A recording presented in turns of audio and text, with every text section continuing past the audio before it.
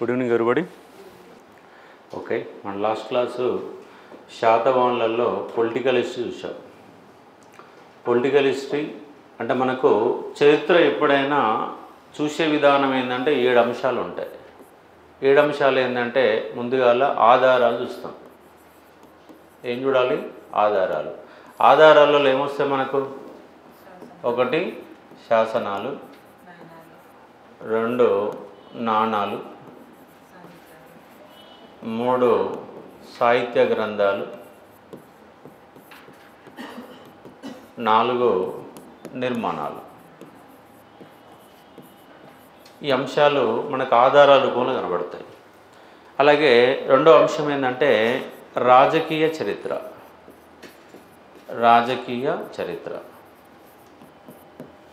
అలాగే మూడో అంశం ఏంటంటే పరిపాలన. పరిపాలన.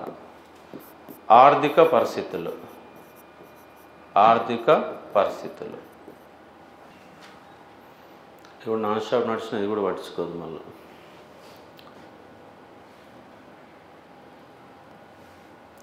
ఆర్థిక పరిస్థితులు. అలాగే సాంఘిక పరిస్థితులు. సాంఘిక పరిస్థితులు.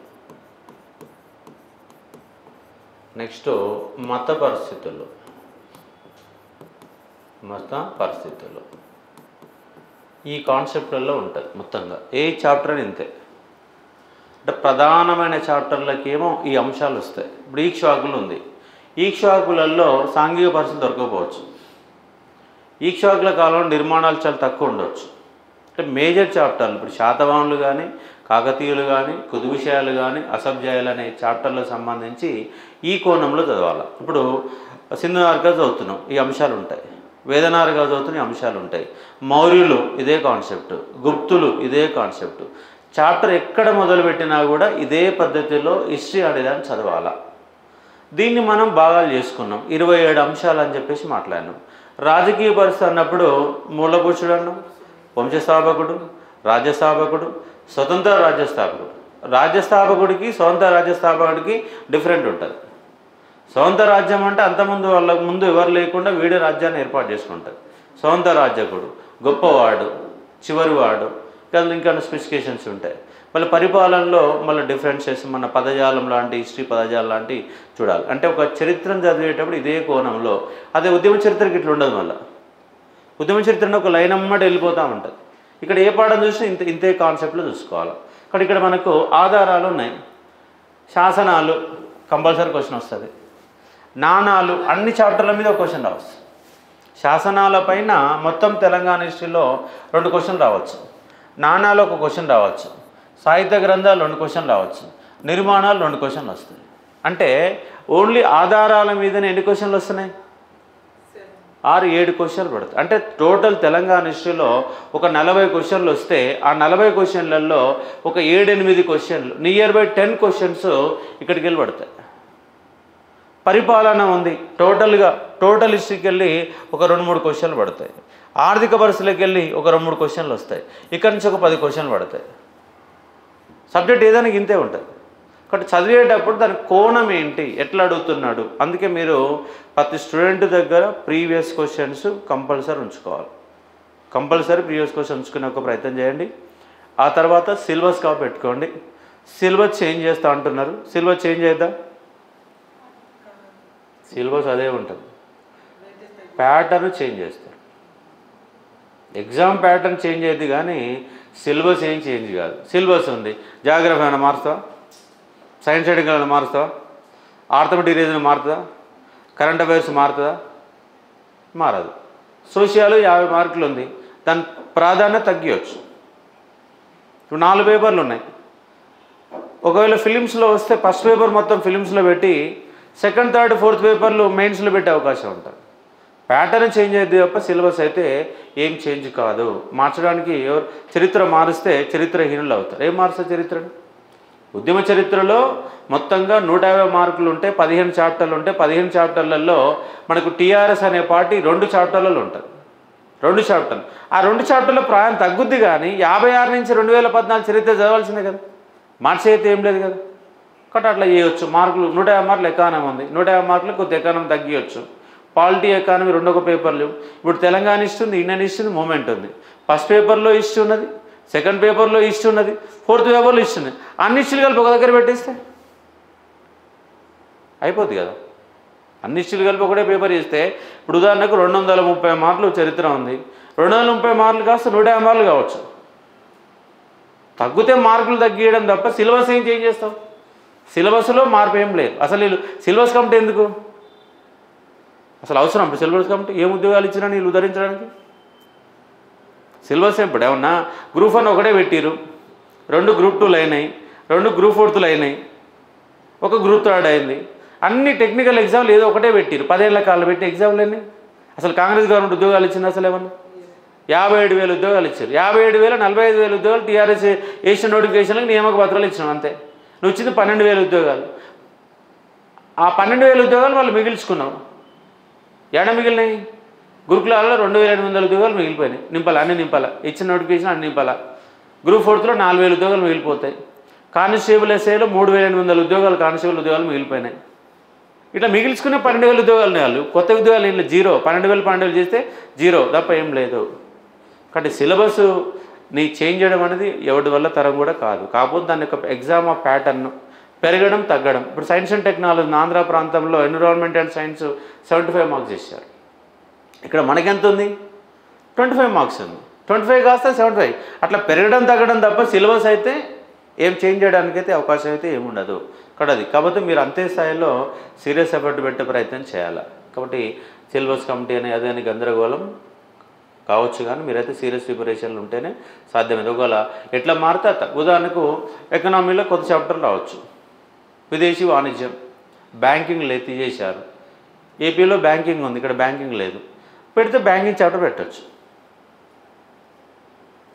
పెరిగితే ఒక 10% పెరగడమో 10% తగ్గడమో జరుగుద్ది, కానీ సిలబస్ అయితే ఏం చేసినా మళ్ళీ అదే ఉంటుంది. కాబట్టి కాకపోతే ఈ సిలబస్ కమిటీ పేరుతో నోటిఫికేషన్లో ఆలస్యం చేసే అవకాశం ఉంటుంది. ఆయన గ్రూప్ 2 అంత ఈజీగా అయిపోతుంది ప్రిపరేషన్. ఏమన్నా మినిమం సంవత్సరం కష్టపడితేనే సిలబస్ అర్థం కావడానికి నీకు 6 నెలలు పడుతుంది. లాంగ్ టర్మ్లో ప్రిపేర్ కావాలి, సీరియస్ ప్రిపేర్ కావాలంటే సిలబస్ అయితే దాదాపుగా 90% అదే ఉంటే ఒక 10% అడిట్ అయితే తప్ప ఇంకేం చేయడానికైతే వీళ్ళేం కాదు. కాబట్టి ఆ కాన్సెప్ట్ గుర్తుపెట్టుకోండి. ఇది చరిత్రకు సంబంధించిన కాన్సెప్ట్. మనం ఇప్పుడు ఏం మొదలు పెట్టాలా? పరిపాలన. ఇప్పుడు ఏం చూసినాం కదా, నిర్మాణాలు చూడలేదు, లాస్ట్ చూద్దామని చెప్పి కాన్సెప్ట్ చూసాము.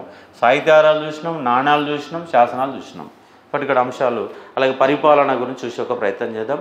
పరిపాలన అన్నప్పుడు ఎక్కడైనా కొంత టర్మినాలజీ వస్తుంది. టర్మినాలజీ ఏంటంటే అధికారుల పేర్లు వస్తాయి, అధికారుల పేర్లు అనే కాన్సెప్ట్ వస్తుంది. కాబట్టి పరిపాలన అనే కాన్సెప్ట్ని మనం ఒకసారి చూసే ఒక ప్రయత్నం చేద్దాం. పరిపాలన సంబంధించి కూడా మళ్ళీ ఆధారాలు ఉంటాయి. పరిపాలన సంబంధించి కూడా నీతిసారం, మోడి రుద్రదేవుడు రాసిన నీతిసారం కాకతీయుల పరిపాలనకు ఆధారభూతమైనటువంటి గ్రంథము. అట్లా మనకు ఆధార గ్రంథాలు ఉంటాయి. ఇక్కడ కూడా వీళ్ళ పరిపాలన ఎవరి పరిపాలన పోలిందంటే మౌర్యుల పోలిన పరిపాలన. వీళ్ళు ఎవరికి సామంతులు? మౌర్యులకు సామంతులు. ఎవరికి సామంతులు అంటే మౌర్యులకు సామంతులు. మౌర్యులకు సామంతులుగా పనిచేశారు. అంటే ప్రతి వంశం ప్రతి ఒక్కరు కూడా ఎవరికో ఒకరికి సామంత రాజ్యంగా పనిచేసే సందర్భాలు కనబడుతూ ఉంటాయి. ఈక్ష్వాకులు ఎవరికి సామంతులు? శాతవాహనులకు సామంతులు. ఈక్ష్వాకులు వీళ్ళ తర్వాత ఈక్ష్వాకులు వచ్చారు కాబట్టి శాతవాహనుల సామంతులు ఈక్ష్వాకులు. ఆ పాయింట్ని మీరు గుర్తుపెట్టుకునే ప్రయత్నం చేయవచ్చు. అలాగే ఇక్కడ ఆధారాలు ఏంటంటే కౌటిల్యుని యొక్క అర్థశాస్త్రం, కౌటిల్యుని యొక్క అర్థశాస్త్రం దీని కాదు. మరి కౌటిల్యులకు మౌర్యులకు వీళ్ళకేం సంబంధం? కౌటిల్యులకు శాతవాహనులకు ఏం సంబంధం? మౌర్యులకు సంబంధం ఉంది కదా. మౌర్యుల పోలిన పరిపాలన. మరి మౌర్యులు ఎవరి ఆధార గ్రంథంగా పరిపాలన చేశారు? కౌటిల్యుని యొక్క అర్థశాస్త్రం ఆధారంగా పనిచేసింది. కాబట్టి కౌటిల్యుని యొక్క అర్థశాస్త్రం కూడా మౌర్యులకు ఆధారభూతమైన గ్రంథము. అలాగే వాత్సాయని యొక్క కామసూత్రాలు, అలాగే మను రాసినటువంటి మణిధర్మశాస్త్రం, అలాగే నాసిక్ శిలాశాసనం, అతిగుంప శిలాశాసనం. అతిగుంప శిలాశాసనంలో చతురంగ బలాల యొక్క ప్రస్తావన ఉంది. చతురంగ బలాలు ఏమేమి బలాలు? రథబలము, అశ్వబలము, గజబలము, కాల్బలము, చతురంగ బలాలు. అంటే మనకు ప్రాచీన ఏన్షియంట్ ఇండియన్ హిస్టరీలో ఉన్నటువంటి బలాలు 4 బలాలు. ఎన్ని బలాలు ఉన్నాయి? 4 బలాలు. 4 బలాలలో ఒక బలం ఏంది? కాల్బలం. కాల్బలం అంటే కాళ్ళతో నడుచుకుంటూ పోయేది కాల్బలం అంతే. కాల్బలం అంటే ఇది ఏదో కొత్తగా అనిపిస్తుంది మీకు. కాల్బలం ఏంటంటే ఇన్ఫాంట్రీ. ఇన్ఫాంట్రీ అంటే కాళ్ళతో నడవడాన్ని మనం ఇన్ఫాంట్రీగా మనం పిలుస్తాము. అలాగే రెండోది ఏంటి? అశ్వబలం. అశ్వాలు. అశ్వబలం ఇవాళ నుంచి అయ్యాల నుంచి ఉంది, ఇవాళ కూడా అశ్వబలం ఉంది. అశ్వాలతో రాజులు పోవాలంటే ఎట్లా పోతారు? అశ్వం ఎక్కి పోతారా? రథం మీద పోతారు కాబట్టి రథబలం. అలాగే గజబలం. గజబలం. ఈ 4 బలాలని ఏమంటామంటే చతురంగ బలాలు అంటారు. ఏమంటారు? చతురంగ బలాలుగా మనం పిలుస్తాం కాబట్టి అవగాహన చేసుకున్న ఒక ప్రయత్నం చేయవచ్చు. కాబట్టి అతిగుంప శాసనం చతురంగ బలాల యొక్క ప్రస్తావన ఉంది. నాసిక్ శిలా శాసనంలో ఎందుకు వచ్చింది నాసిక్ శిలా శాసనం అంటే గౌతమిపుత్ర శాతకర్ణి యొక్క గొప్పతనం, అతను చేసిన యుద్ధాలు, అతను చేసిన పరిపాలన, టోటల్గా దీని ద్వారా మనకు వివరాలు లభిస్తూ ఉన్నాయి. కాబట్టి ఇక్కడ ఆధారాలు ఏమున్నాయి సార్ అంటే వాత్సాయని యొక్క కామసూత్రాలు. వాత్సాయని యొక్క కామసూత్రాలు శాతవాహనుల కాలం నాటి సాంఘిక జీవన విధానాన్ని, పరిపాలన చెప్తుంది. మనురాష్ట్ర మనుధర్మశాస్త్రం. మనుధర్మశాస్త్రంలో ఏముంది? 4 వర్ణాల యొక్క వ్యవస్థ ఉంది. ఈ వర్ణ వ్యవస్థనే పరిపాలన చేసింది. కాబట్టి ఇక్కడ క్షత్రియులు, బ్రాహ్మణులు, క్షత్రియులు, అలాగే వైశ్యులు అండ్ శూద్రులు. కాబట్టి పరిపాలన. మను ఏమంటుండంటే స్త్రీని కొట్టవచ్చు అని చెప్తున్నాడు. స్త్రీలను కొట్టవచ్చు. భర్త భార్యను కొడతాడా? మరి ఆయన మనుధర్మశాస్త్రం కొట్టాలని చెప్తున్నాడు. అదే అందుకే తగలబెట్టింది ఆ గ్రంథాన్ని. ఇక్కడ శూద్రులని హీనాదీనంగా చూశారు. మహిళల యొక్క ప్రస్తావన కూడా మనుధర్మశాస్త్రంలో అణిచివేయబడ్డట్టుగా ఉంది. భర్త భార్యను కొడతాడా? మిమ్మల్ని ఎప్పుడు కొట్టలేదా? ఇంతవరకు ఎప్పుడు అసలు గొడవ పెట్టుకోలే. గొడవ పెట్టుకుని కానీ కొట్టాలి ఇంతవరకు. గ్రేటే. ఓకే. అంటే మంచి వాళ్ళని అర్థం చేసుకోవచ్చు అండి. ఇంతవరకు కొట్టలేదంటే మంచి వాళ్ళు అన్నట్టు లెక్క. ఎందుకంటే ఏదో ఒక సందర్భంలో అప్పర్ హ్యాండ్ ఎవరిది ఉంటుంది? భర్తదే ఉంటుందా? భార్యలు ఉండదా? ఇప్పటిది అప్పర్ హ్యాండ్ వాళ్ళు ఉంటున్నది. భర్తలు ఏముండట్లేదు, భార్యలే ఉంటుంది. ఎందుకంటే మహిళలు చైతన్యవంతమయ్యారు. మహిళలు చైతన్యవంతమయ్యారు. చదువుకున్నారు కదా. చదువుకున్నప్పుడు ప్రశ్నించే తత్వం ఎక్కడికి వెళ్ళి వస్తుంది? అక్షర జ్ఞానంకి వెళ్ళి ప్రశ్నించే తత్వం వస్తుంది. కొడుతున్నావు, ఎందుకు కొడుతున్నావు అని క్వశ్చన్ చేస్తారా? బాగానే కొట్టాయంటే చెప్తారా? కొట్టరు కదా. మను అనేవాడు మనుధర్మశాస్త్రంలో మహిళల్ని కొట్టవచ్చు, మహిళల్ని కొట్టవచ్చు అని చెప్పేసి మనుధర్మశాస్త్రం చెప్తుంది.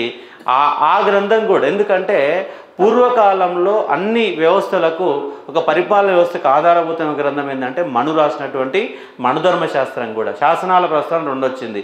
నాసిక్ శాసనం, అతిగుంప శాసనం. గ్రంథాలు ఎన్ని వచ్చినాయంటే మనకు 3 గ్రంథాల యొక్క పేర్లు ఇక్కడ ప్రస్తావించబడ్డ అంశం అర్థం చేసుకో. చతురంగ బలాలు అంటే ఏముంటాయి అంటే ఇవి ఉంటాయి కాబట్టి గుర్తుపెట్టుకోవచ్చు. మరి కౌటిల్యుడు అనేవాడు ఒక రాజ్యం నడవాలంటే సప్తంగాలు ఉండాలని చెప్పాడు. ఒక రాజ్యం నడవాలంటే సప్తంగాలు ఉండాలని చెప్పాడు. ఇండోనేషియాలో బాగా క్వశ్చన్ అడుగుతారు. ఈ క్రింది వాణిలో సప్తంగాలలో ఉన్నది ఏంటి, లేనిది ఏంటి అంటాడు. మరి ఎట్లా గుర్తుపెట్టుకోవాలి సార్? 7 ఎట్లా గుర్తుపెట్టుకోవాలంటే మనకు రాజ్యం అంటే మన పాలిటీలో వస్తుంది. కాబట్టి ప్రజలు ఉన్నారు. ప్రజలు లేకుండా ప్రభువు ఉంటాడా? కాబట్టి ప్రజలు ఉన్నారు, ప్రజల్ని పరిపాలించే ప్రభువు ఉన్నాడు, అతను సహకరించే మంత్రిమండలి ఉంది, రాజ్య నిర్వహణకు సైన్యం ఉంది. ఈ 4 గుర్తుపెట్టుకోండి. ఫస్ట్ ప్రజలు, ప్రభువు, మంత్రిమండలి, సైన్యం.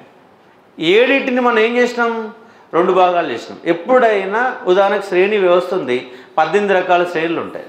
ఈ ఒకేసారి పదజాలమునికి ఒకేసారి వర్షమట్టి వచ్చినప్పుడు దాన్ని ఏం చేయాలంటే భాగాలు చేసి చదవాలి. భాగాలు చేసి చదివితే ఈజీగా గుర్తుంటుంది. ఏదైతే సింపుల్ గుర్తుందిగా.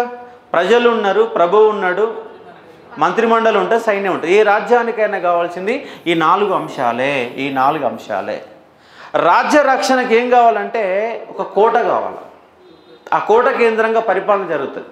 అందుకే మీకు ప్రాచీన కాలంలో ఎత్తైన కోటలు, ఎందుకంటే ఆ కోట మీద నిలబడి సైనికులు అనేవాళ్ళు నిలబడి చూస్తే దూర ప్రాంతంకి వెళ్ళి కనపడేవాళ్ళు. కోటలోకి శత్రువులు ప్రవేశించకుండా కోటని బలంగా పటిష్టంగా కట్టుకుంటారు. కాకతీయుల కాలంలో పటిష్టమైనటువంటి 77 బురుజులతో చుట్టుకట్టుకున్నారు. తర్వాత మట్టి కోట, పుట్టకోట, తర్వాత ఒక కందకం దోడి, కందకం నుంచి ఎత్తైన రాతికోట ఉండి రాతికోటకి లోపలికి పోయే విధంగా 3 రకాల అడ్డంకులు పెట్టి కాకతీయులు అనేవాళ్ళు కోట నిర్మాణం చేసుకున్నారు. కాబట్టి కోట ఉండాలి. ఒక రాజ్యానికి ప్రధానమైందంటే కోట. అలాగే రాజ్య నిర్వహణకి ఏం కావాలంటే కోశం, ధనం లేకపోతే నడుస్తుందా? ఉదాహరణకు మనకు ఇక్కడ 3 రాజ్యాలు కనపడతాయి. ఏ రాజ్యాలు సార్ అంటే బాదామి చాళుక్యులు, రాష్ట్రకూటులు, అలాగే కళ్యాణి చాళుక్యులు. ఈ 3 ప్రాంతాలు పరిపాలించినటువంటి భూభాగం ఏముంది సార్ అంటే ఇటువైపు మహారాష్ట్ర ఉంది, కర్ణాటక ఉంది, తెలంగాణ ఉంది. ఈ 3 ప్రాంతాలు పరిపాలించారు. వీళ్ళు పరిపాలించిన భూభాగం అంతా కూడా కరువు నేలతో ఉన్నటువంటి భూభాగం. కాబట్టి వీళ్ళకు ప్రధానమైన ఆదాయ వనరు నిరంతర యుద్ధాలు చేసి యుద్ధంలో దోపిడీ సంపదతో రాజ్యాన్ని నిర్వహించారు. కాబట్టి ధనం కంపల్సరీగా కావాలా, ధనం లేకపోతే నడవదు. కాబట్టి ధనం కోట, ధనం. నెక్స్ట్ మిత్రుడు. మీకు ఒక క్లోజ్ ఫ్రెండ్ ఉంటారా? ఎవరికైనా క్లోజ్ ఫ్రెండ్ ఉంటాడు. మన కష్టాలు నష్టాలు వచ్చినప్పుడు ఫస్ట్ ఫోన్ ఎవరు కొడతాము? అమ్మ నాన్న కొడతామా? ఎవరు కొడతాము? మనకి ఏం పొద్దుపోలేదు అనుకో, సాయంత్రం పూట ఏం చేస్తారు చెప్పండి మీరు? ఫ్రెండ్ కాల్ చేస్తారు. ఏం మాట్లాడతారు? సోది మాట్లాడతారు అంతే. మంచి చెడు బాధని పంచుకునేవాడు. ఒక ఉదాహరణకు సూసైడ్ చేసుకోవాలనుకున్నాడు. సూసైడ్ చేసుకోవాలని రైలు పట్టాల మీద పోయాడు. మరి రైలు పట్టాల మీద పోయినప్పుడు ఎవరికి ఫోన్ చేస్తారు? ఫ్రెండ్కి చేస్తారా, మా నాన్న చేస్తారా? ఫ్రెండ్కి చేస్తారు. ఫ్రెండ్కే కదా 80 to 90% ఫ్రెండ్కే చేస్తారు. బెదిరించే టైంలో అనుకో, భర్త ఆత్మహత్య చేసుకోవాలనుకున్నాడు, ఎవరు ఫోన్ చేస్తాడు? నేను ఆత్మహత్య చేసుకుంటున్నాను ఎవరు చెప్తాడు? ఎవరి మీద కోపం మీద పోయాడు? ఆమె కోపమే పోయాడు. కాబట్టి ఇలాంటి అంటే శత్రువుకు ఫోన్ చేసి చెప్పి సూసైడ్ చేసుకోవడం ఒకటి, ఫ్రెండ్కు ఫోన్ చేసి సూసైడ్ చేసుకోవడం చెప్పు. అంటే ప్రతి వ్యక్తికి ఏం కావాలంటే మిత్రుడు అనేవాడు ఉండాలి. ఇప్పుడు సాయంత్రం కూడా మాకేం పొద్దుపోలేదు అనుకో, ఫ్రెండ్ ఫోన్ చేసి ఆడున్నావు అంటే పలానుకోండి సార్ నేను వస్తున్నా కాసేపు అంటాం. ఇప్పుడు ఆడ కాసేపు ప్రశాంతంగా మాట్లాడుకుంటాం. ఒకవేళ మాట్లాడే టైం లేదానికి ఎడిపోతాం, బార్ షాప్ పోయి గంట సేపు కూర్చుంటారు. అంతే కదా?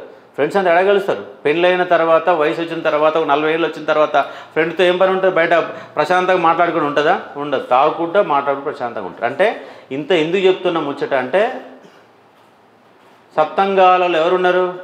ఫ్రెండ్ ఉన్నాడు. కాబట్టి 7 మెంబర్స్ మనం గుర్తుపెట్టుకోవాలి. ఇప్పుడు చెప్పండి, ప్రజలు, ప్రభు, మంత్రిమండలి, సైన్యం, కోశం, అయిపోయింది.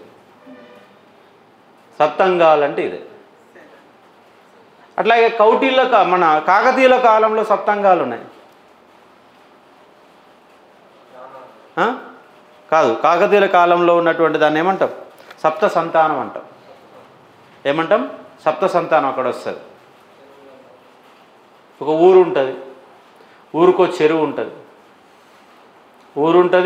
ఊరికో చెరువు ఉంటుంది, ఊళ్ళో ఒక చెట్టు ఉంటుంది, ఊళ్ళో ఒక గుడి ఉంటుంది. ఆ గుడికాడ కూర్చొని మాట్లాడుకుంటాం. ఆ ఊరు మొత్తం నడవాలంటే ధనం కావాలా. అదేవిధంగా సప్త సంతానంలో పుత్రికలు అనేవాళ్ళు 7 కనబడతారు. కాబట్టి అది చాలా అది కూడా ఇట్లనే మనము గుర్తుపెట్టుకునే ఒక ప్రయత్నం చేయవచ్చు.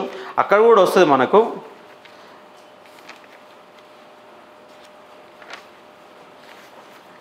అక్కడ కూడా డీటెయిల్స్ వస్తాయి. అయితే ఇక్కడ కూడా దాన్ని ఒక్కసారి మీకు సింప్లిఫై చేసే ప్రయత్నం చేస్తాను చూడండి. మనకు సప్త సంతానం ఇప్పుడు వచ్చింది ఏంటివి? సప్తంగాలు వచ్చినాయి. ఏమొచ్చినాయి? సప్తంగాలు వచ్చినాయి. ఇప్పుడు ఏం చేద్దామంటే సప్త సంతానం చెప్పాలా. ఎందుకంటే దీని దానికి సంబంధం లేదు. సప్త సంతానం, సప్త సంతానం.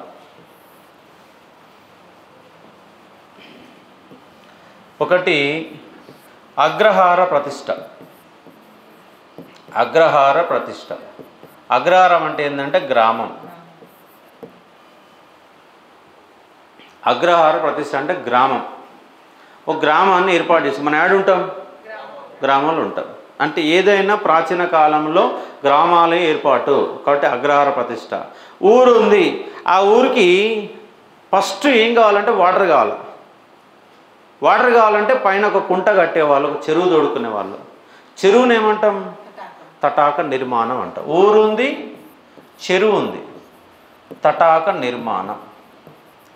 ఊరు తటాక నిర్మాణం. అట్లాగే ప్రతి ఊళ్ళో బడి ఉంటుంది. మీ ఊళ్ళో బడి ఉందా? బడి లేని వాళ్ళు ఒకసారి చేద్దాం. మా ఊళ్ళో బడి లేదు సార్. ఉంటుందా? బడి లేని ఊరు ఉండొచ్చు కానీ గుడి లేని ఊరు ఉండదు. బడి లేని ఊళ్ళు ఉంటాయి, తండాలు ఉన్నాయి. అన్ని తండాల్లో ఊరు ఉంటుందా? కానీ ఆ తండాల గుడి అయితే ఉంటుందిగా. మీ ఇంట్లో గుడి ఉందా? గుడి లేదా? గుడి అంటే చిన్న దీపం ఉన్నది కదా.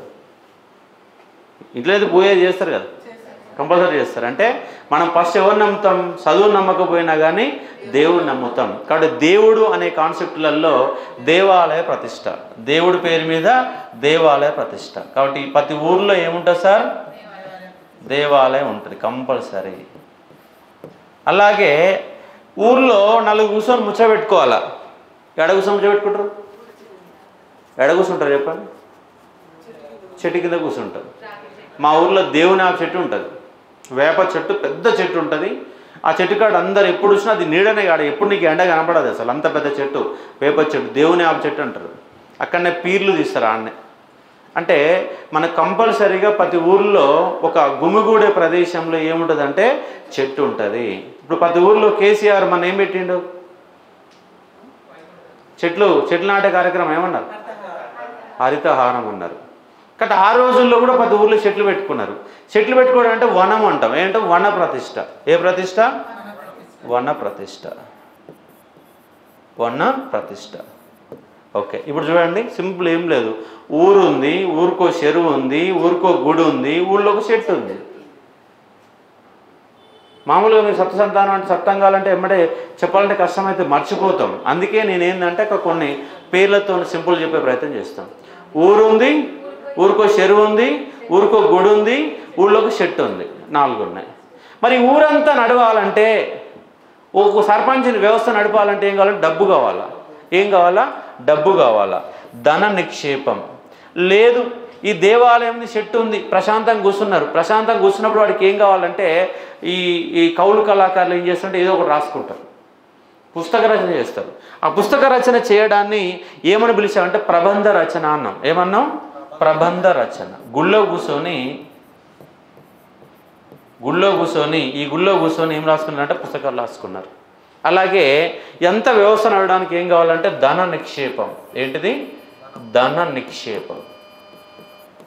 ధన నిక్షేపం. ఇంకోటి ఏంటి? ఏడేంటిది? పుత్రికలు. వ్యవస్థ మొత్తం మహిళల చేతుల మీకు వెళ్ళే నడుస్తూ ఉంది. వ్యవస్థ మొత్తం కూడా పుత్రికలు. ఏంటివి? సప్త సంతానం. అదేంటిది? సప్తాంగాలు. ఇప్పుడు 2 చెప్తారు కదా, 2 చెప్తారా? ఇప్పుడు ఫస్ట్ చెప్పండి. ఇప్పుడు చెప్పండి. సప్త సంతానం చెప్పండి. అగ్రహార ప్రతిష్ట,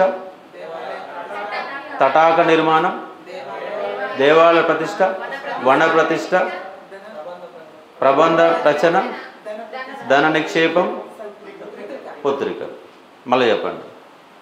అగ్రహార ప్రతిష్ట, తటాక నిర్మాణం, దేవాలయ నిర్మాణం, వన ప్రతిష్ట, ప్రబంధ రచన, ధన నిక్షేపం, పుత్రిక. ఇవి చెప్పండి. సప్తంగాలు. ప్రజలు, ప్రభువు, మంత్రిమండలి, సైన్యము, కోట, కోశం, మిత్రుడు. వర్షమా? ఎండాకాలం లేదు, ఆనకాలం లేదు. ఎండాకాలం, ఆనకాలం లేదు, ఆనకాలం. ఎందుకు అంటే వాతావరణంలో వేడెక్కుతున్నటువంటి మార్పుల ఫలితంగా ఇలాంటి అంశాలు జరుగుతున్న అంశాన్ని చూసుకోవచ్చు. ఓకే, కౌటిల్య యొక్క సప్తంగాలు వచ్చినాయి అండ్ సప్త సంతానం వచ్చింది. ఎగ్జామ్లో అడిగే క్వశ్చన్ ఏంటంటే నా కింద 5 అంశాలు ఇచ్చి ఈ క్రింది వాణిలో సంబంధం లేనిది ఏమిటి అంటాడు. ఏమంటాడు? సంబంధం లేనిది అంటాడు. ఈ క్రింది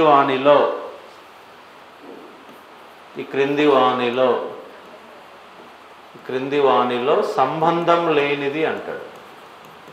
సంబంధం లేనిది అంటాడు అని క్వశ్చన్ ఏమిస్తాడు? ఇక్కడ రాజ్యము,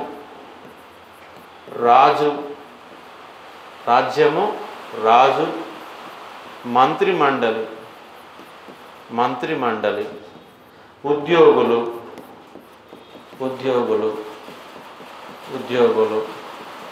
అలాగే సైనికుడు, ఇలా క్వశ్చన్ ఇస్తాడు. అప్పుడు ఈ క్రింది వానిలో సంబంధం లేనిదంటే ఏం చేయాలి? ఎవరు లేరు ఇలా అంటే కౌటిల్యుని యొక్క అర్థశాస్త్రం ప్రకారం అంటాడు. కౌటిల్యుని యొక్క అర్థశాస్త్రం ప్రకారం అని క్వశ్చన్ ఇవ్వచ్చు, లేదా సింపుల్ ఇంతే ఇవ్వచ్చు. ఏంటిది? ఉద్యోగుల యొక్క ప్రస్థానం దాంట్లో లేదు. రాజు అంటే ప్రభు అంటే రాజే, మంత్రిమండలి ఉంది, రాజ్యం ఉంది, కాబట్టి ప్రజలు ఉన్నారు, సైనికుడు ఉన్నాడు, కాబట్టి సైనికుడు అంటే సైన్యం అనేది. ఇట్లా కూడా క్వశ్చన్ రావడానికి ఆస్కారం ఉంటుంది. సింపుల్ క్వశ్చనే, కానీ మన క్వశ్చన్ మనకు అర్థమయ్యే ప్రయత్నం జరగాలి. జరిగితే మనకు ఈజీగా ఉండడానికి అవకాశాలు ఉంటాయి, కాబట్టి దాన్ని గుర్తుపెట్టుకోండి. కాబట్టి కౌటిల్య యొక్క అర్థశాస్త్రం కూడా ఆధారభూతమైన గ్రంథంగా అర్థం చేసుకోవచ్చు. అలాగే శాతవాహనులు తమ రాజ్యాన్ని ఎలా ఊహించారంటే, రాజు ఉంటాడు, రాజు కింద ఏముంటాయంటే ఆహారాలు ఉంటాయి, మొత్తం రాజ్యం ఉంటుంది, ఆహారాలు, విషయాలు, అలాగే గ్రామాలు. ఇక్కడ డిఫరెంట్గా మరొకటి ఏంటంటే పట్టణ సంస్థలు ఉంటాయి. ఏముంటాయి? పట్టణ సంస్థలు ఉంటాయి.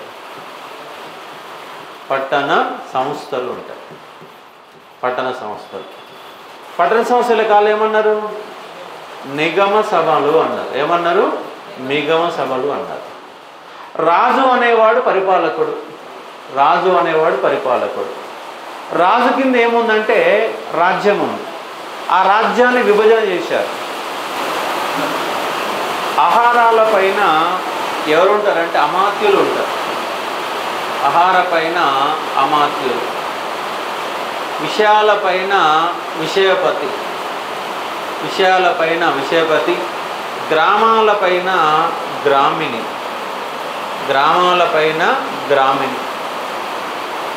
ఇట్లా ఇదొక సిస్టమ్. ఇప్పుడు మన భారతదేశంలో 28 రాష్ట్రాలు ఉన్నాయి. ఆ రాష్ట్రాలని జిల్లాలు చేసారు, జిల్లాలని మండలాలు చేసారు, మండలాలని గ్రామాలు చేశారు. అంటే అది ఏన్షియంట్ ఇండియన్ హిస్టరీ నుంచి కూడా రాజ్య విభజన జరిగింది. అంటే పరిపాలన అనగానే ఒక రాజ్యాన్ని ఎలా విభజన చేశారు అన్నటువంటి కాన్సెప్ట్ ఉండాలి. ఇప్పుడు అదే కాకతీయులకు వచ్చింది అనుకోండి, ఎట్లుంటుంది? నాడులు ఉంటాయి, స్థలాలు, గ్రామాలు ఉంటాయి. ఇది ఎవరిదంటే కాకతీయులది. అట్లా ప్రతి రాజ్యము ఒక విభజన రేఖ అనేది కనబడుతున్న అంశాన్ని ఇక్కడ మీరు అవగాహన చేసుకునే ఒక ప్రయత్నం చేయవచ్చు. ఇక్కడ ఆహారాలు అమాత్యులు, విషయాలు విషయపతి, గ్రామాలు గ్రామిణి అన్నటువంటి కాన్సెప్ట్గా గుర్తుపెట్టుకునే ఒక ప్రయత్నం చేయవచ్చు. ఇట్లనే మనము ఒక కాన్సెప్ట్ బేస్లో కనుక మీరు చూస్తే రాజ్యము ఒక సచివాలయం. రాజు అనేవాడు సచివాలయం మీద ఇప్పుడు ఉండేది. రేవంత్ రెడ్డి అడగొస్తుంటాడు, పరిపాలన కేంద్రం ఏంటి? అసెంబ్లీ. వినపడుతుంది కదా వయసు అయితే. కాబట్టి ఇక్కడ ఆహారాలు అమాత్యుడు. ఈ ఆహారాలు ఏమున్నాయంటే గోవర్ధన ఆహారం, సోపారహారం, శాతవాహనాహారం, మామల్ల ఆహారం. ఇవి రాష్ట్రాల పేర్లు.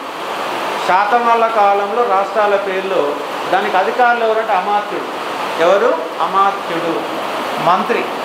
మంత్రులకు భాగాలు ఇచ్చారు. కొన్ని సందర్భాలలో ఎట్లుంటుందంటే యువరాజులు, రాజు యొక్క వారసులు ఆహారాలకు అధిపతులుగా ఉంటారు. రాజు యొక్క యువరాజులు అనే వాళ్ళు అధిపతిగా ఉంటారు. అలాగే మనకు గ్రామాలు ఇక్కడ, అలాగే విషయాలపైన విషయపతి ఉంటాడు. విషయపతి అనేవాడు విషయాలపైన కనబడతాడు. నిగమ సభలు, పట్టణ సంస్థలు, సోపార, కళ్యాణి, కొండాపూరు, తగర, జున్నారు, ధాన్య కటకము, కోటిలింగాల, కొండాపూర్ లాంటి ప్రాంతాలు మనకు నిగమ సభలు, పట్టణ సంస్థలుగా కొనసాగినాయి. ఈ పట్టణ సంస్థలు ఉన్నాయి కాబట్టి మనకు శాతవాహనుల కాలంలో ఒక శ్రేణి వ్యవస్థనే కొనసాగింది. వాళ్ళ కాలంలో ఒక శ్రేణి వ్యవస్థ అనేది కొనసాగిన అంశాన్ని ఇక్కడ మీరు అర్థం చేసుకునే ఒక ప్రయత్నం చేయవచ్చు. ఏంటిది? శ్రేణి వ్యవస్థ ఉన్నది. ఆ శ్రేణులు మొత్తం కూడా నిగమ సభల కేంద్రంగా పరిపాలన చేశారు. శ్రేణి వ్యవస్థ మొత్తంగా నిగమ సభల కేంద్రంగా పరిపాలన చేసే అంశాన్ని ఇక్కడ మీరు అర్థం చేసుకునే ఒక ప్రయత్నం చేయవచ్చు.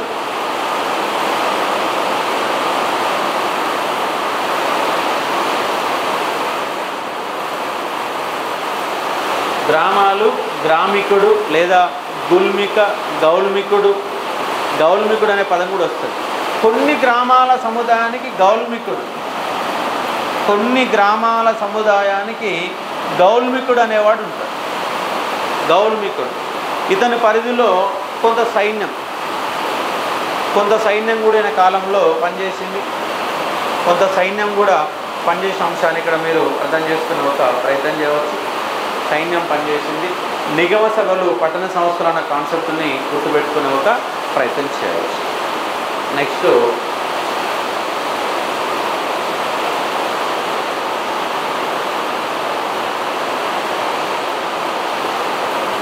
చూడండి, ఇంకా మంత్రులు.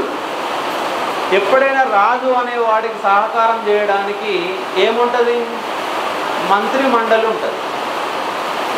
మంత్రి మండలి ఉంటుంది. ఇంతప్పుడు చెప్పినాం కదా, రాజు అన్నం, తర్వాత ప్రభు అన్నం, ప్రభు తర్వాత మంత్రి మండలి అని చెప్తుంది. మంత్రి మండలి సప్తాంగ వ్యవస్థ పోయినాక అందుకే ముందుగా చెప్పింది. సప్తాంగాలు అంటే ఏంది, ఎట్లా కొనసాగుతుంది అంటే మంత్రులు ఎవరు ఉన్నారు? మంత్రుల పేర్లు ఇక్కడ చూడండి. విశ్వాసమాత్యుడు. రేపు మనకు జతపరచండి అనే క్వశ్చన్ వచ్చే అవకాశం ఉంటుంది. జతపరచమనే క్వశ్చన్ వచ్చే అవకాశం ఉంటుంది. ఇట్లా రాజుల పేర్లు ఇచ్చేసి పక్కనే మంత్రి పేరు ఇచ్చేసడానికి అవకాశం ఉంటుంది. విశ్వాసమాత్రుడు అంటే రాజు యొక్క అంతరంగిక సలహాదారుడు. ఇవాళ ఉన్నట్టు హోంమంత్రి, ఇవాళ ఉన్నట్టు విదేశాంగ మంత్రి అట్లా ఉండకపోవచ్చు. కాబట్టి అతనికి సహకరించే విధంగా ఒక వ్యవస్థ అనేది నిర్మాణం జరిగిన అంశాన్ని ఇక్కడ మీరు అర్థం చేసుకునే ఒక ప్రయత్నం చేయవచ్చు. విశ్వాసమాత్రుడు రాజు అంతరంగిక సలహాదారుడు. రాజు అంతరంగిక సలహాదారుడు. రాజామాత్యులు. రాజామాత్యులు అంటే ఇక్కడ రాజు ఆజ్ఞలు అమలు చేసేవాడు. ఈయన సలహాలు ఇస్తాడు, ఈయన ఆజ్ఞలు అమలు చేస్తాడు. మహామాత్యుడు అంటే ఆర్థిక మంత్రి. మహామాత్యుడు అంటే ఆర్థిక మంత్రి. మహాతలవరి సేనాధిపతి. మహాతలవరి సేనాధిపతి. మహాధార్మిక విద్యా మత విషయాలు పరిష్కరించేవాడు. మహాకార్యక న్యాయపరమైన వివాదాలు చూసేవాడు. న్యాయపరమైన వివాదాలు చూసేటటువంటి వ్యక్తిగా మీరు అవగాహన చేసుకునే ఒక ప్రయత్నం చేయవచ్చు. విశ్వాసమాత్యుడు రాజు అంతరంగిక సలహాదారుడుగా పనిచేసే సందర్భం. రాజామాత్యులు రాజు ఆజ్ఞలు అమలుపరిచేవాడు.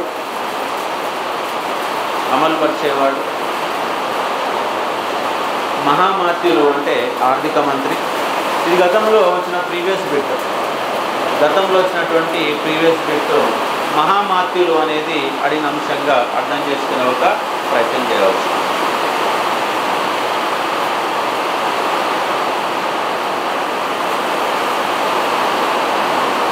మహాధార్మిక, మహాకార్యక న్యాయపరమైనటువంటి వివాదాలు. సేమ్ మీరు అన్నీ రాసుకోవాల్సిన అవసరం లేదు. జస్ట్ విశ్వాసమాత్యుడు అంతరంగిక అంటే అయిపోతుంది. సింపుల్ నోట్స్ రాసుకోవాలి, మొత్తం రాసుకోవాల్సిన పని లేదు. విశ్వాసమాత్యుడు అంటే అంతరంగిక అంశాలు, ఇంటర్నల్ సలహాదారుడుగా. రాజామాత్యులు ఆజ్ఞలు అమలు చేసేవాడు. మహామాత్యులు అంటే ఆర్థిక మంత్రి. మహాధార్మిక పదంలోనే ఉంది. మీరు తలవరి అంటే ఈజీ గుర్తుపెట్టుకోవచ్చు, అలాగే ధార్మిక అంటే ఈజీ గుర్తుపెట్టుకోవచ్చు. మహాకార్యక అనే అంశాలుగా గుర్తుపెట్టుకునే ఒక ప్రయత్నం చేయవచ్చు. అలాగే అధికారుల పేరు. ఓకే, ఇప్పుడు ఇంతమంది చెప్పింది ఏమో ఎవరు? మంత్రులు. వీళ్ళెవరు? ఉద్యోగులు.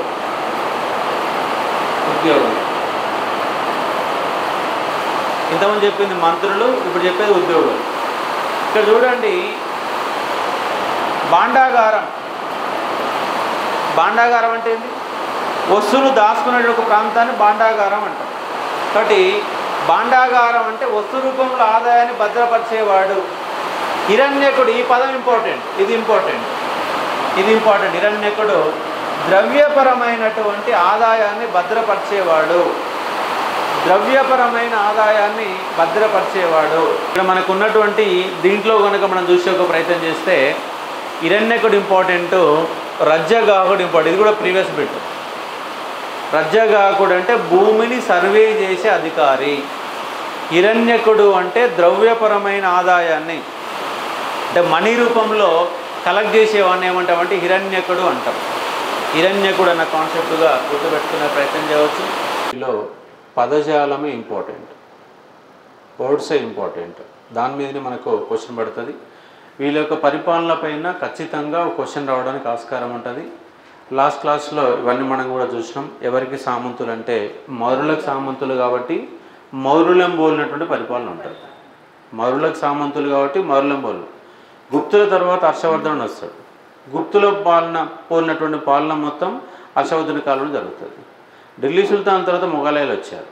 ఢిల్లీ సుల్తాన్ పోలిన పరిపాలన మొఘలాయల కాలం వస్తుంది. కాకపోతే అది లాంగ్ స్టాండింగ్ పీరియడ్లో ఉన్నది కాబట్టి కొంత వాళ్ళ నూతన వ్యవస్థ సిస్టంలోకి వెళ్ళిపోతారు. మొఘలాయల పరిపాలన ఎట్లుంటుందో దాన్ని అనుసరించే మనకు అసబ్జాయిల యొక్క పరిపాలన కొనసాగుతుంది. అట్లా మనము ఎవరికి సామంతులు అన్నటువంటి ఒక అంశాన్ని మనం చూసుకునే ఒక ప్రయత్నం చేయాలా. కాబట్టి కౌటిల్య యొక్క అర్థశాస్త్రం మౌర్యులకు పరిపాలనకు ఆధారభూతమైతే సేమ్ శాతవాహనులకు కూడా ఆధారభూతమైన గ్రంథంగా మనం రాసుకుంటా ఉన్నాం. కాబట్టి మన యొక్క మణిధర శాస్త్రం, కౌటిల్య యొక్క అర్థశాస్త్రం, నాసిక్ శిలాశాసనం, అతిగుంప శిలాశాసనం. అతిగుంప శిలాశాసనంలో చతురంగ బలాల యొక్క ప్రస్తావన మనకు పేర్కొనబడ్డ అంశాన్ని చూసుకునే ఒక ప్రయత్నం చేయవచ్చు.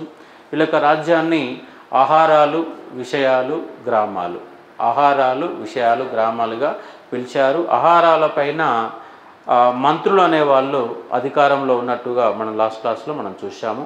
ఇప్పుడు మనం చూసే కాన్సెప్ట్లో ఆహారాలపైన ఎవరుంటారు? మంత్రులు అనేవాళ్ళు ఉంటారు, లేదా రాజు యొక్క వంశ వారసులు అనేవాళ్ళు కొనసాగిన అంశంగా అర్థం చేసుకోవచ్చు. ఇక్కడ మనకు మరికొన్ని పదజాలం ఏంటంటే ఇక్కడ హిరణ్యకుడు అంటే ద్రవ్యపరమైనటువంటి ఆదాయాన్ని పరిశీలించేవాడు లేదా వసూలు చేసేవాడిని ఏమంటున్నామంటే హిరణ్యకుడు. దీంట్లో ఉంది భాండాగారికుడు అన్నప్పుడు వస్తు రూపం. భాండాగారం అంటే వివిధ రకాల అన్ని కలిపి ఉన్నదాన్ని భాండాగారం. ఉదాహరణకు మొత్తం అంటే గోదాం అంటే ఆ రోజుల్లో పన్ను అనేది వస్తు రూపంలో వసూలు చేసేవాళ్ళు. పన్ను అనేది వస్తు రూపంలో, ద్రవ్య రూపంలో. వస్తు రూపంలో అంటే పన్నుని వడ్లు పంట పండిస్తే దాంట్లో కొంత భాగాన్ని పన్నుగా తీసుకున్నటువంటి సందర్భం. మరి ఆ పన్ను ఎంత ఉందంటే 1/6. మొత్తంగా ఏన్షియంట్ ఇండియన్స్ మొత్తం చూస్తే 1/6 వంతు ఉంటుంది. మధ్యయుగంలో చూస్తే 1/3 వంతు వస్తుంది. కొంతమంది ఉదాహరణకు మనకు ఎవరు శివాజీ 2/5 వంతు వసూలు చేశాడు, అంటే 40% వసూలు చేశాడు. 1/2 వంతు 50% వసూలు చేసేటువంటి వ్యక్తి ఎవరంటే మొత్తం చరిత్రలోనే 50% పన్ను వసూలు చేసినటువంటి చక్రవర్తి ఎవరు?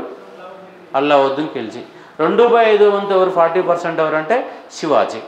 మీకు ఏన్షియంట్ ఇండియన్ హిస్టరీ మొత్తం తీసుకుంటే 1/6 వస్తుంది.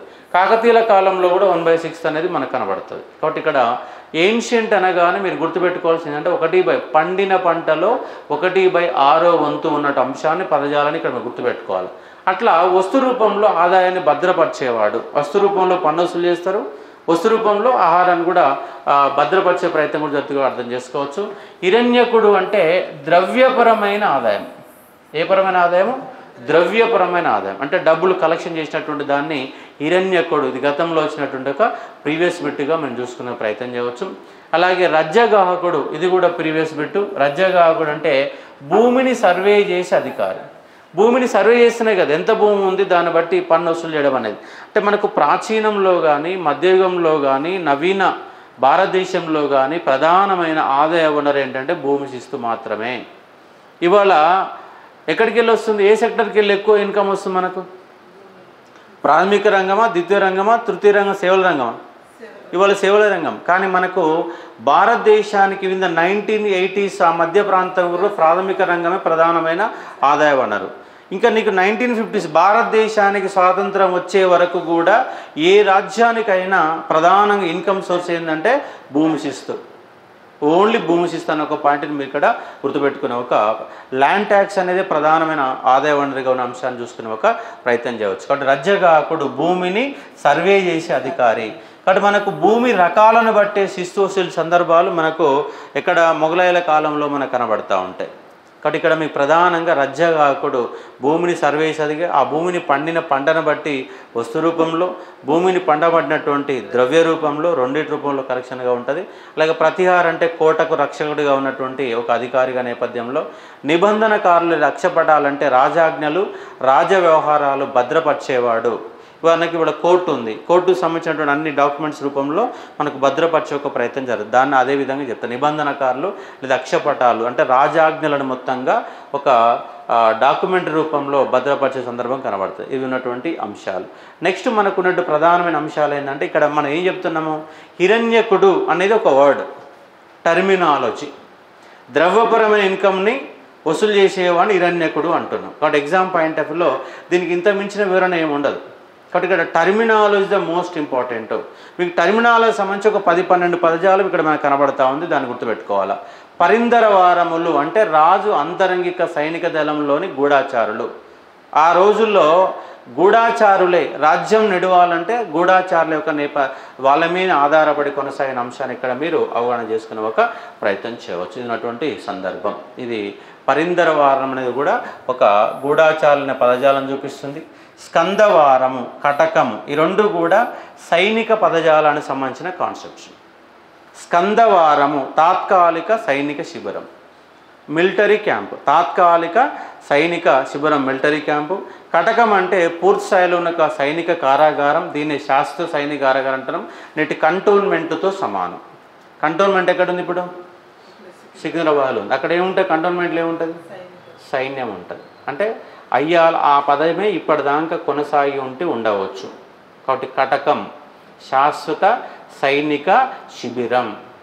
మనకు సికింద్రాబాదులో ఉన్నటువంటి బోనాలను ఏమని పిలుస్తాం మనం? ఏం బోనాలు అంటాం?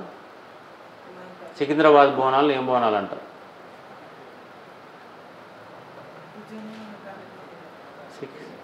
సికింద్రాబాద్ బోనాలు ఏమంటాం? లష్కర్ బోనాలు అంటారు. లష్కర్ అంటే మీనింగ్ ఏంది?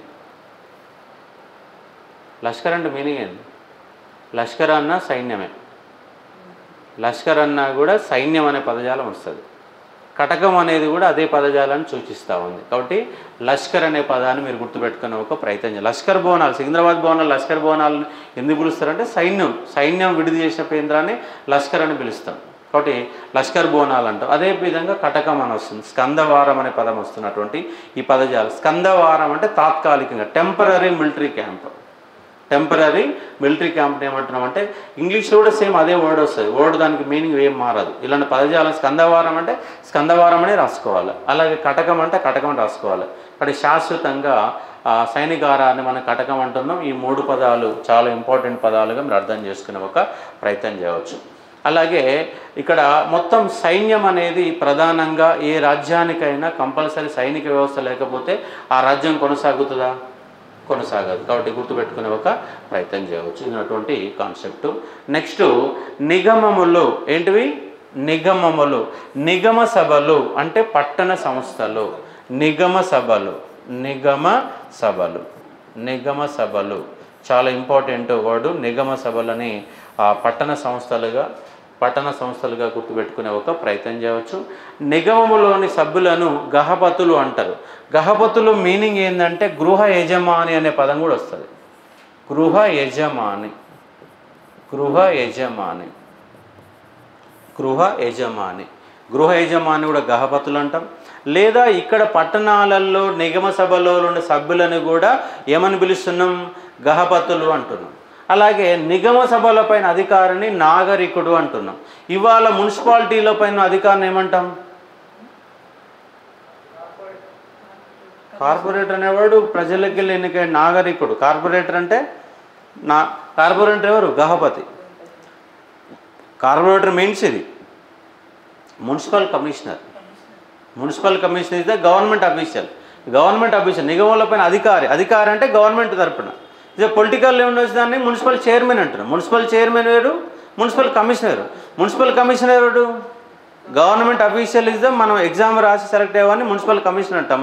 ప్రజల చేత ఎన్నికైన వాడిని మున్సిపల్ చైర్మన్ అంటున్నాం. కాబట్టి ఇక్కడ ఈ నిగముల అధికారి నాగరికుడు అనే పదాన్ని దేంతో సూచిస్తున్నాం మనము అంటే మున్సిపల్ కమిషనర్తో సూచించే ఒక పదంగా అర్థం చేసుకోవచ్చు. అంటే ఈ నిగమ సభలు ఏర్పడడానికి గల కారణం ఏంటంటే ఈ వ్యాపార కేంద్రాలన్నీ అంటే పట్టణాలు అభివృద్ధి చెందినది కాబట్టి ఇక్కడ వ్యాపారం పట్టణాల కేంద్రంగా కొనసాగి ఆ నిగమ సభలలో ఉన్న సభ్యులనే ఈ యొక్క అంటే శ్రేణి వ్యవస్థలో ఉన్నటువంటి సభ్యులనే ఈ నిగమ సభలలో సభ్యులుగా మార్చుకునే అంశానికి అర్థం చేసుకునే ఒక ప్రయత్నం చేయవచ్చు. ఈ టర్మినాలజీ మొత్తంగా మనము గుర్తుపెట్టుకునే ఒక ప్రయత్నం చేయాలా.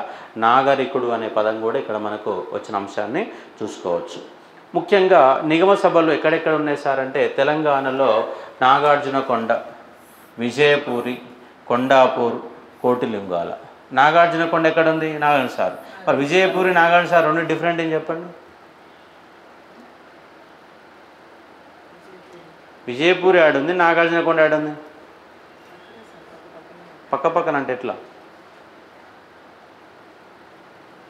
అక్కడ పైలాన్ అని పిలుస్తారా? పైలాన్ అంటే అతను ఆంధ్ర వాళ్ళ వైపు ఉన్నదని పైలాన్ అంటాం. పైలాన్ అంటే మన వైపా వాళ్ళ వైపా? సాగర్ వాళ్ళు లేరా? విజయపూరి, నాగార్జునకొండ పక్క పక్కనే అంటే రెండు రాజధానులు. విజయపూరి ఏమో ఎవరు రాజధాని? ఈక్షాకుల రాజధాని. నాగార్జునకొండ ఎవరు నిర్మించారు? వీళ్ళ కాలంలో ఉన్నట్టు అంశం. అలాగే కొండాపూరు, కోటిలింగాల. ఆంధ్ర ప్రాంతాన్ని చూస్తే బట్టిప్రోలు, అమరావతి, ధాన్యాకటకం. ఆయన తెలంగాణ ఆంధ్ర డిఫరెన్స్ ఏమైనా ఉందా? లేదు కదా. ఆయన ఒకటే, ఆయన సపరేట్ ఏం లేదు. ఇవాళ మనం సపరేట్ అయినాం కానీ శాతవాహనుల కాలం నుంచి కాదు, కాకతీయుల కాలం కూడా సపరేట్ అయినాం, కలిసే ఉన్నాం. ఎప్పుడు విడిపోయినాము అంటే మధ్యలో తూర్పు చాళుక్యులు, ఇటువైపు మనము ఇక్కడ వచ్చినప్పుడు విడిపోయినాం. తూర్పు చాళుక్యులు వాళ్ళైతే మనం ఎవరం? బాదామి చాళుక్యులం, రాష్ట్రకూటులం, కళ్యాణి చాళుక్యులం. ఈ మూడు వంశాలు ఇక్కడ పరిపాలిస్తే తూర్పు చాళుక్యులు ఇక్కడ పరిపాలించారు. కాకతీయుల కాలంలో మళ్ళీ కలిసే ఉన్నాం, కుతుబ్షాల కాలంలో కలిసే ఉన్నాం. ఆ తర్వాత ఉత్తర సర్కార్ల పేరుతో విడిపోయాం. కాబట్టి అందరూ కూడా ఆంధ్ర ప్రాంతంలో ఉన్నటువంటి ఇవాళ పిలుచుకుంటున్నాం కాబట్టి హిస్టరీ వేరైంది కాబట్టి తెలంగాణ ప్రాంతంలో ఉన్నటువంటి నిగమ సభలు, ఆంధ్ర ప్రాంతంలో ఉన్న నిగమ సభలు అన్న అంశాన్ని ఇక్కడ మీరు అవగాహన చేసుకునే ఒక ప్రయత్నం చేయవచ్చు. ఉన్నటువంటి కాన్సెప్ట్స్ ఇవి ముఖ్యమైనటువంటి పదజాలంగా గుర్తుపెట్టుకునే ఒక ప్రయత్నం చేయండి. మనకి ఏమొచ్చిన పదజాలం చెప్పండి. ఇప్పుడు ఒకటి నిగమ సభలు వచ్చింది. ఏమొచ్చింది? నిగమ సభలు అంటే ఏంటి? మీనింగ్ ఏంది? పట్టణ సంస్థలు. పట్టణ సంస్థలు. ఈ పట్టణ సంస్థల సభ్యులు ఎవరు?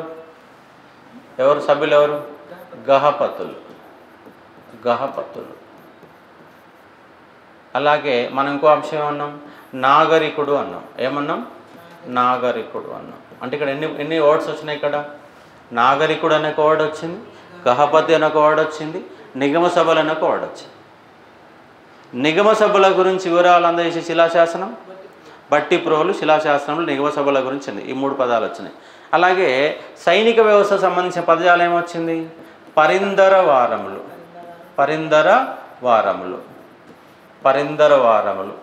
అలాగే కటకం,